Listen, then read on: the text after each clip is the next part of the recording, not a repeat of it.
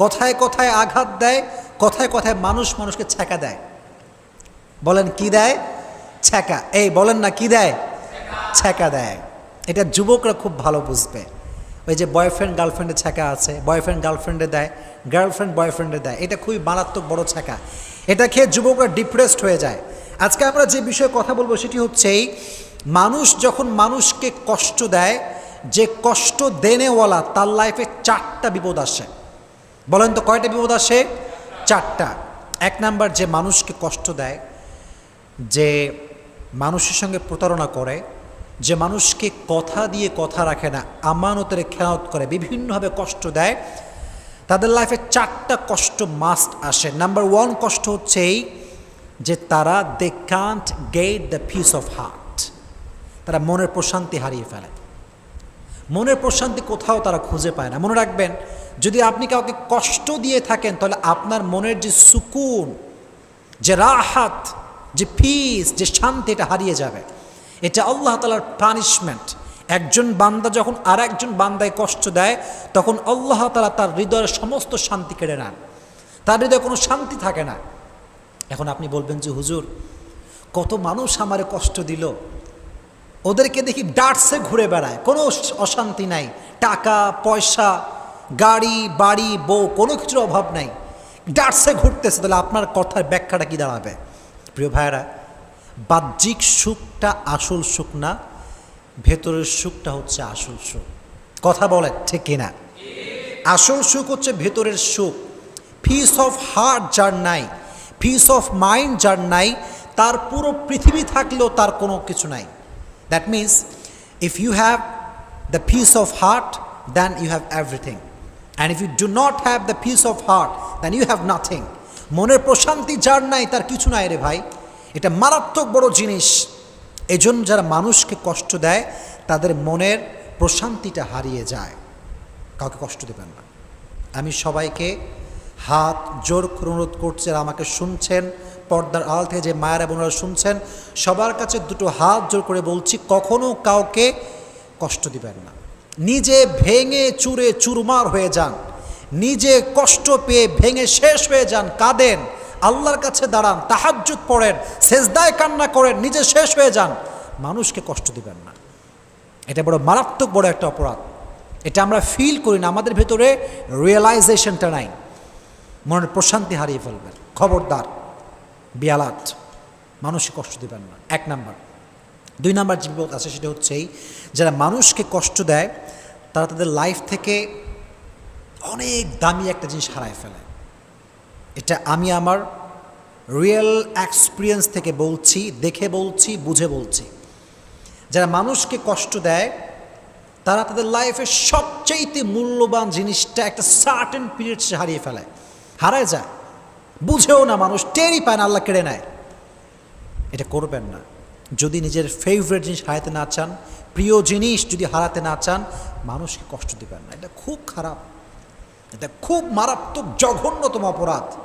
কোরআনে আল্লাহ তাআলা বলেছেন, ওয়াল্লাযীনা ইউযুনাল মুমিনিনা ওয়াল মুমিনাত বিগাইরি মাকতাসাবু ফাকাদ ইহতামালু বুহতানা ওয়া ইসমান মুবিনা। যেই বান্দারা একজন মুমিন বান্দাকে অথবা একজন মুমিনা বান্দিকে কষ্ট দেয়, তারা প্রকাশ্যে গুনাহ বহন করে। কোনো কারণ ছাড়া দেখবেন মানুষ মানুষকে ব্লেম করে, অপবাদ দেয়, তহমত দেয়, অথচ সে অপরাধটা করেই নাই সে। আল্লাহ বলছেন তারা প্রকাশ্যে গুনাহের বোঝা বহন করে। কষ্ট দিবেন না, কাউকে কষ্ট দিবেন না। নিজে কষ্ট পেয়ে শেষ হয়ে যান, কান্দেন, পাগলের মতো চিৎকার করেন, যাই হোক না কেন, মানুষে কষ্ট দিবেন না। 2 নাম্বার বিপদ। 3 নাম্বার যেটি ঘটে সেটি হচ্ছে এই, যে মানুষকে কষ্ট দেয়, মানুষের মন থেকে আল্লাহ তাআলা তার ভালোবাসা দূর করে দেয়।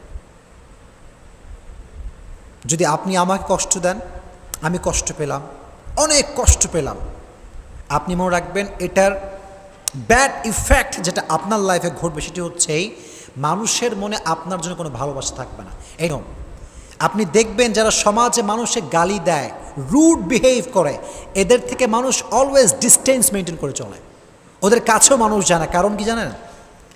আল্লাহর ধরা সবচেয়ে বড় ধরা। আল্লাহর ধরার মতো বড় ধরা পৃথিবীতে আর কোথাও নাই। এই জন্য যখন মানুষকে কষ্ট দিবেন, মানুষের হৃদয় থেকে আল্লাহ তাআলা আপনার প্রতি যে রেসপেক্টটা ছিল, যে সম্মান ছিল, যে লাভ ছিল, এটা আল্লাহ দূর করে দেবে।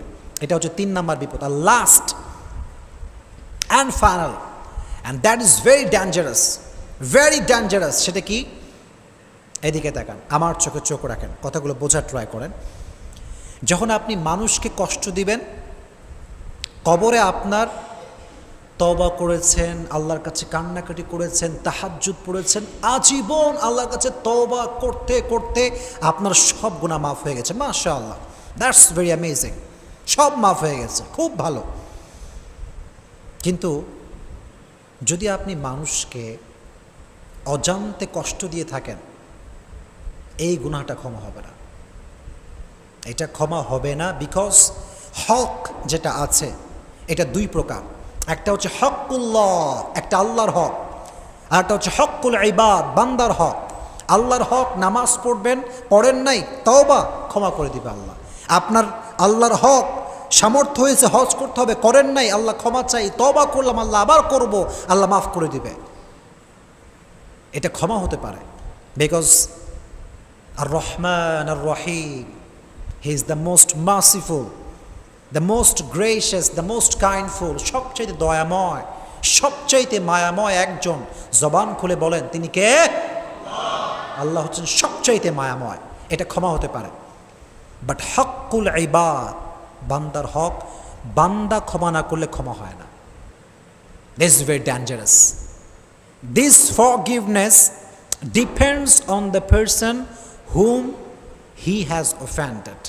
আপনি যাকে কষ্ট দিয়েছেন, যেই ব্যক্তি যাকে কষ্ট দিয়েছে, এটার ক্ষমা এক্স্যাক্টলি ওই ব্যক্তির উপর নির্ভর করে যাকে সে কষ্ট দিয়েছে।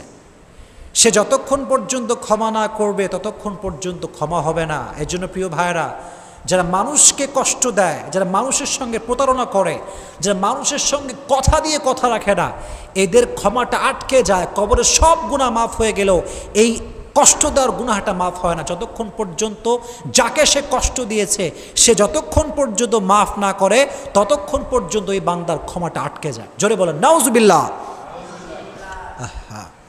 আমাদেরকে আল্লাহ হেফাজত করুক, আল্লাহ আমাদেরকে আমানত রক্ষা করার তৌফিক দান করুক। আপনারা সকলেই পড়েন আমিন। কথার মাধ্যমে কষ্ট দিবেন না, আঘাত দিবেন না। যতটুকু পারা যায়, your behavior should be soft, should be normal. When you are talking about Quran and Sunnah, your face should be smiling. When you are talking about the Hadith, you have to give your speech according to Quran and Sunnah. যখন যা করছেন সব কিছুতে 2টা source থাকবে, এটা কোরআন আর একটা সুন্নাহ। যদি বলেন কয়টা সোর্স? কোরআন 1 নাম্বার, 2 নাম্বার কি? সুন্নাহ। মাশাআল্লাহ।